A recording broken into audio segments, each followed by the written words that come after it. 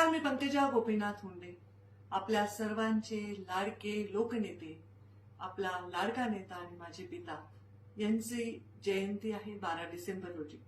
दरवर्षी गेले दशकभर आपण खूप भव्य कार्यक्रम केले, पण मागच्या वर्षीपासून मी सांगितलं की ज्यांनी त्यांनी आपापल्या गावामध्ये मुंडे साहेबांच्या स्मरणामध्ये मुंडे साहेबांना शोभेल असा कार्यक्रम घ्यावा आणि लोकांनी त्याच्यावर अवलंब केला आणि अगदी गावोगावी मुंडे साहेबांची जयंती मोठ्या जल्लोषामध्ये साजरी झाली. मुंडे साहेबांच्या जीवनाला शोभेल असे काम केले, कोणाच्या दुःखी माणसाची मदत केली, शेतकऱ्यांची मदत केली, विद्यार्थ्यांची मदत केली, आजारी लोकांची मदत केली.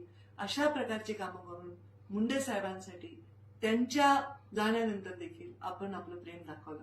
याही 12 डिसेंबरला जिथे आपण आहात तिथून जरी मुंडे साहेबांना हवा असणारा एखादा विचार सोबत घेऊन आपण कार्यक्रम केला तर तीच खरी मुंडे साहेबांना श्रद्धांजली असेल.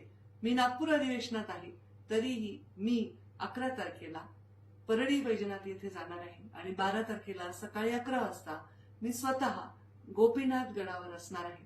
जे लोक तिथे येतील त्यांना तिथेच भेटू.